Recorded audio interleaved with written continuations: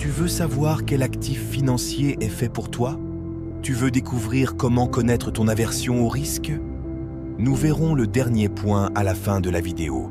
Mais avant ça, permets-moi de te les présenter étape par étape, chaque actif que j'ai sélectionné. Comment fonctionne-t-il et quels sont les inconvénients et les avantages propres à chacun? Tu dois le savoir. Les actifs financiers sont risqués, mais à quel point? Voyons ça après le générique. Investissement, mindset et finances personnelles. Tu es avec Moneta Edux. Les actifs financiers sont un outil puissant permettant de se constituer un patrimoine, gagner des compléments de revenus à un salaire et atteindre la liberté financière. Mais comme toute chose dans l'univers financier, il y a des risques, beaucoup pour les néophytes et beaucoup moins pour les connaisseurs. J'ai donc décidé d'étudier chaque actif et de les noter de 1 à 10 pour différents critères que tu verras par la suite. Pour appuyer le choix de mes notes, les critères sont liés aux avantages et aux inconvénients de chaque investissement, prenant en compte le potentiel à court terme comme à long terme. Voyons à présent ce que je t'ai préparé. En premier lieu, voici les 6 critères qui sont la volatilité, le risque, le rendement court terme, le rendement long terme, la liquidité et pour finir la barrière à l'entrée. Avant d'aller plus loin, je vais te résumer en quelques mots ces 6 critères.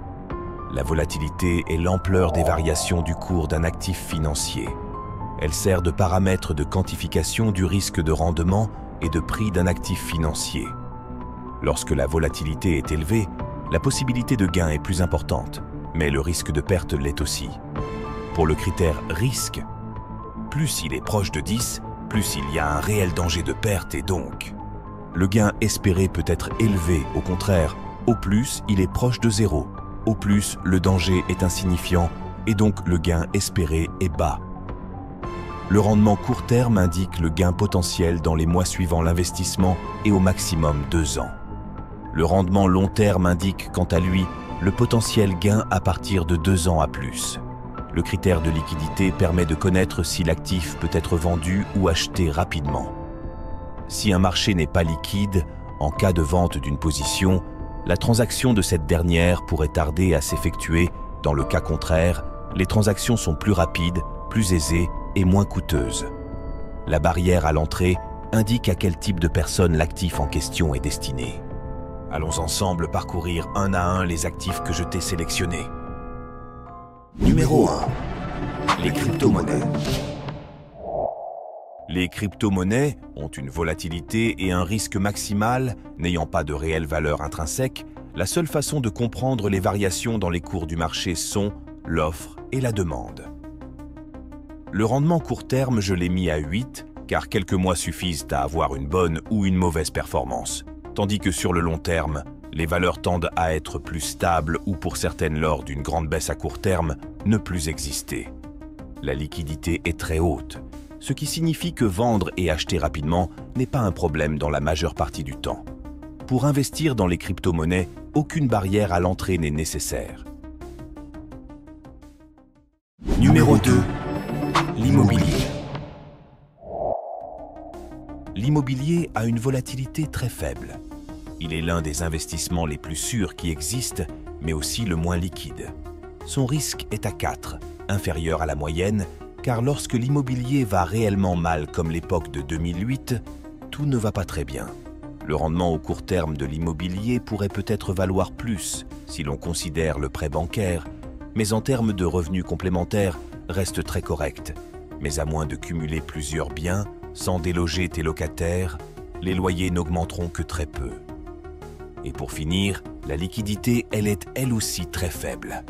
Car un bien pour la revente, il faut du temps. Beaucoup de temps.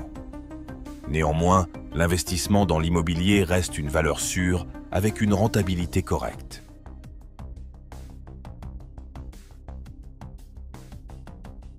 Numéro 3. Bourse LDM. La bourse LDM, je l'ai appelée ainsi pour simplifier.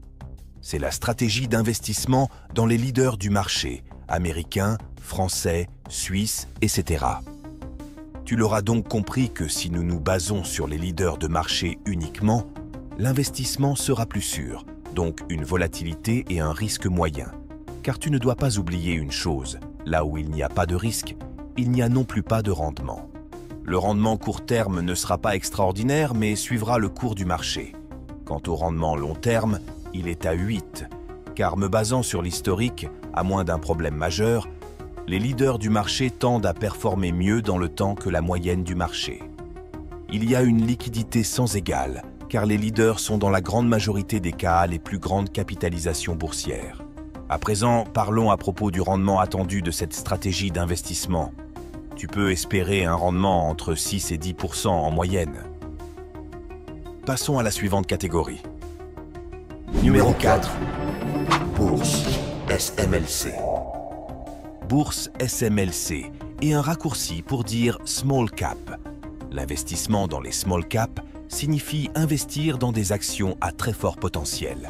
Ces entreprises sont cotées en bourse, ayant une capitalisation boursière de minimum 300 millions et jusqu'à 2 milliards. Au-delà, elles sont considérées comme mid-cap. Investir dans ce type d'actifs est beaucoup plus risqué qu'une stratégie d'investissement dans les leaders du marché. Les entreprises de cette catégorie ont un potentiel de croissance énorme. L'indice américain des small cap s'appelle Russell 2000. Son rendement annualisé se situe entre 8 et 10%. Mes notes sur cet actif sont les suivantes. Pour la volatilité, 8 sur 10, car en règle générale, elles sont plus susceptibles d'avoir des variations lors de changements de tendance dans les investissements boursiers. Le risque peut être maîtrisé en sélectionnant les meilleurs small cap grâce à des ratios fondamentaux de qualité, mais de façon globale, le risque est tout de même plus élevé que des actions déjà bien établies et qui ne sont pas en pleine expansion. Le rendement court terme est de 8, car étant de petites sociétés, elles tendent à être en pleine croissance. Le rendement long terme par contre, j'ai gardé 8 aussi, il pouvait être plus élevé, mais nous ne connaissons pas les mouvements futurs, donc je me dois d'être un peu moins optimiste. La liquidité est au maximum car pour les investisseurs particuliers, il n'y aura pas de problème quant à l'achat ou vente de titres. Voilà tout pour la catégorie SMLC. Numéro 5. Bourse AI. Voici la stratégie d'investissement dans les actions à dividendes. Les dividendes étant une rente dite passive et dépendant de la localisation des actions dans lesquelles tu investiras. Tu recevras cette rente chaque 3 mois, soit 4 fois par année, ce sera plutôt les actions américaines. Une fois par année, ce sera plutôt les actions françaises et suisses. Les actions à dividendes ne sont pas forcément toutes à la fin de leur croissance, simplement parce qu'elles versent un dividende. Certes, cela peut être vu de cette façon, mais il y a aussi le fait qu'une société a trop de trésorerie et décide de donner une partie aux actionnaires.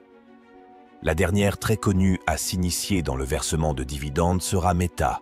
Pourtant, Meta a encore une grande marge de progression avec tous ceux qui concernent le métaverse.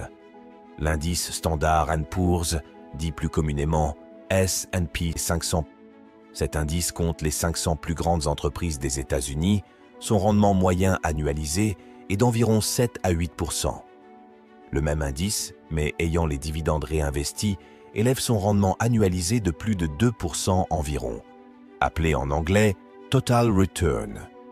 La volatilité de cette stratégie peut varier, mais en général, elle est assez stable.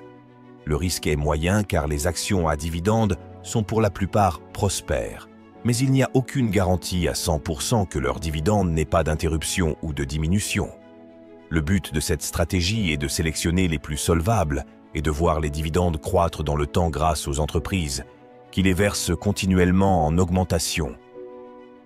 Le rendement court terme est moyen, car ce ne sont pas ces actions-là qui vont avoir une croissance folle, mais plutôt constante et raisonnable.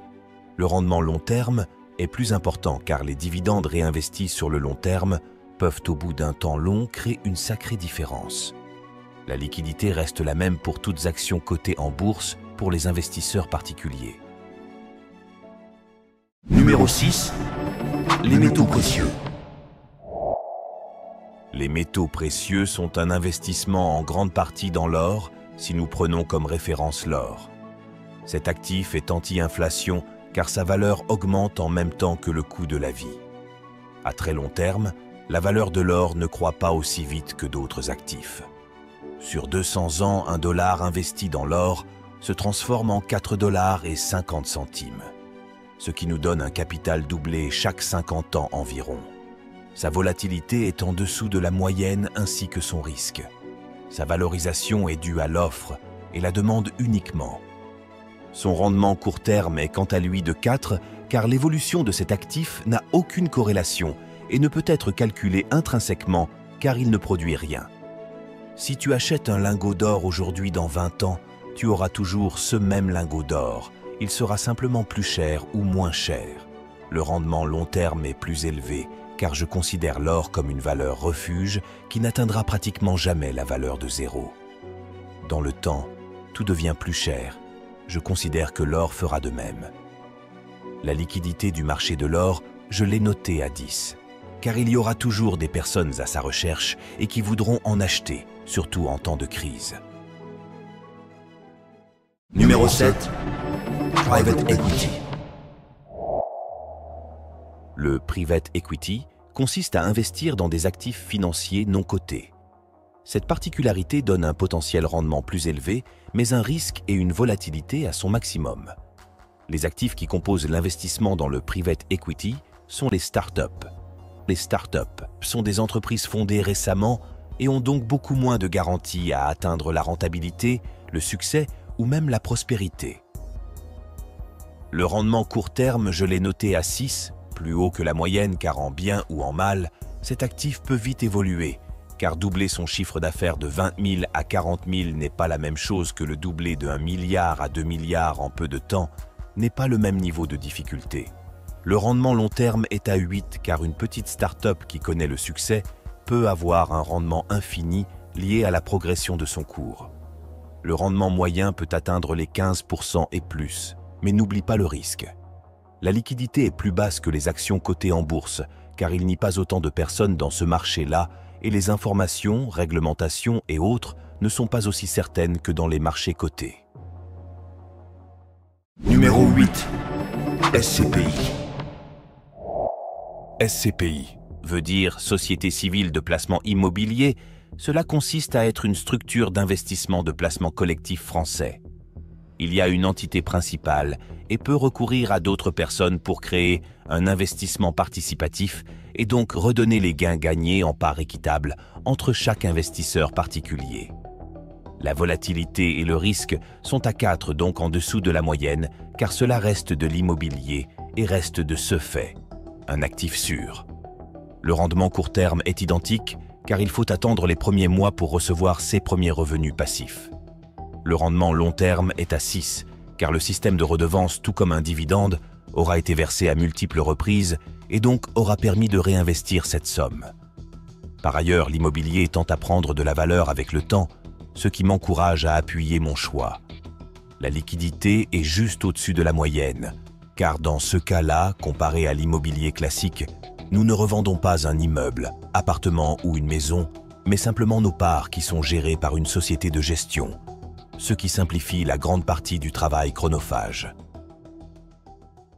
Numéro 9. Staking crypto. Le staking dans les crypto-monnaies désigne le fait d'immobiliser ou de bloquer des cryptoactifs sur une plateforme ou sur un wallet durant plusieurs semaines ou mois. La volatilité reste la même car le cours de l'actif est inchangé. Son risque est de 8 et non de 10, car pas n'importe quel crypto peut être immobilisé en apportant un rendement à l'utilisateur de cette méthode. Le rendement court terme et le rendement long terme sont identiques, car le staking en soi nous permet d'avoir un petit rendement en plus de la potentielle plus-value. Le rendement estimé de ce système sur certaines cryptos est d'environ 5 à 7%. Il peut être plus élevé, mais cela dépend aussi du risque.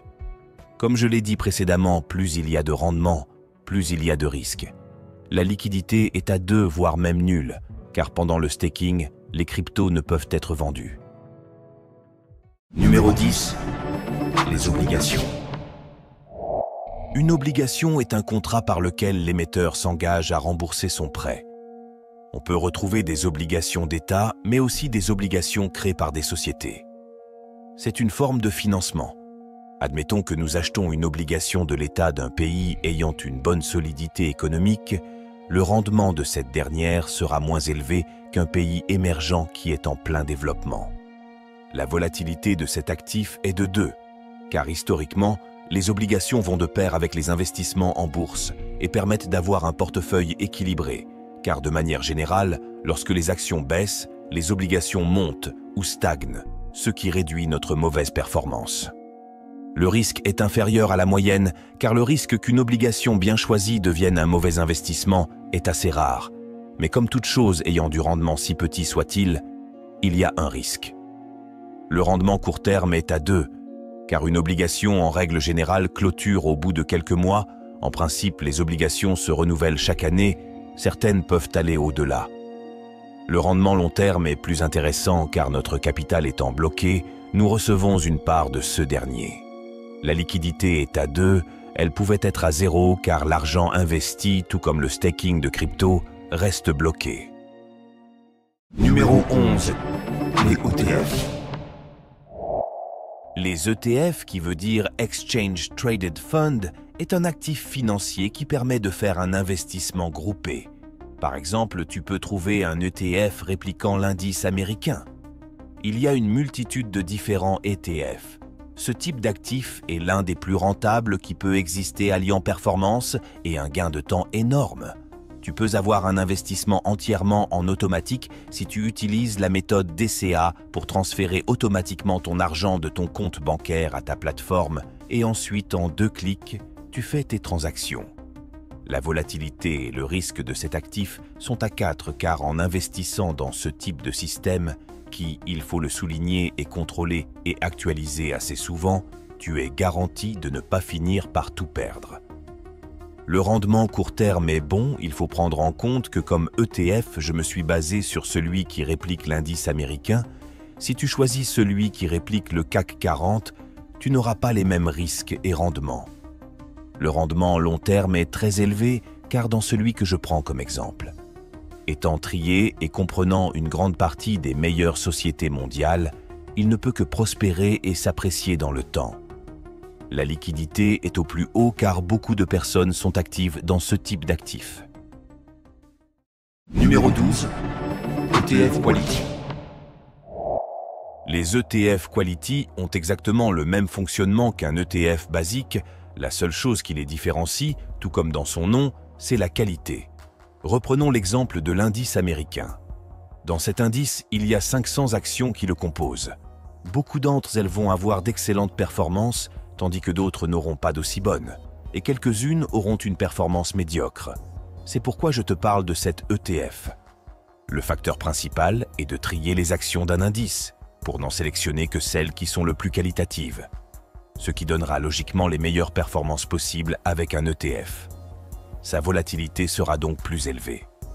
Le risque, je l'ai laissé au même niveau, mais il pourrait clairement être en dessous, car si nous possédons des actions et qu'elles sont bien évaluées et ont de bons ratios, c'est bien. Mais si nous avons que quelques-unes d'entre toutes et que ce sont les mieux évaluées et les meilleures en termes de santé financière, alors là, le risque est extrêmement bien réduit. Partons du principe que le risque est de 2 et non de 4. Les rendements courts et long terme sont eux plus élevés que pour un ETF normal pour les mêmes raisons que je viens de citer. La liquidité, elle reste à 10 points. Passons à présent au dernier type d'actif avant de voir ensemble comment comprendre et connaître ton aversion au risque. Numéro 13. Le troisième pilier. Le troisième pilier, un pur produit suisse, il t'est accessible si tu travailles ou vis en Suisse. Tu peux en faire un via une assurance ou bien une banque. Il n'est pas du tout obligatoire, pas comme le deuxième pilier. Tu peux en créer un en démarrant avec peu d'argent. Si tu en fais un, c'est très bien pour ton futur, car c'est une sorte de deuxième retraite dépendant de combien tu décides de placer mensuellement. Mais il faut simplement le voir comme une facture telle qu'un loyer ou un abonnement quelconque. À chaque déclaration d'impôt, le montant dédié à ce placement t'offrira une réduction d'impôt. Plus ton ajout mensuel est élevé, plus ta réduction sera significative. Il faut voir les actualisations si elles changent, mais au dernier avis, annuellement, tu peux ajouter jusqu'à 6 883 francs et mensuellement, cela donne 573 francs. Tu peux espérer un gain estimatif dans tes impôts entre 2000 et 2400 francs. Cela dit, passons concrètement à mes notes. La volatilité, je l'ai mis à 2. Ton capital investi est garanti à 100%. Je n'aime pas trop évoquer le sûr à 100%. Je considère même le placement le plus banal de risqué, bien sûr en proportion avec son rendement. Donc pour un troisième pilier, le risque est très bas, car le rendement de base se situe entre 1,2%, voire 1,5% au plus bas, jusqu'à des placements plus à risque qui montent jusqu'à 5% en moyenne. Le rendement court terme est très bas, car il est corrélé au rendement. Le rendement long terme est plus élevé car même avec un petit rendement, l'effet composé de ce dernier sera de toute façon meilleur qu'un investissement à somme nulle dans un compte épargne non rémunéré. La liquidité est à 2, elle pourrait être nulle, car pour récupérer cet argent, tu dois être dans des situations spécifiques.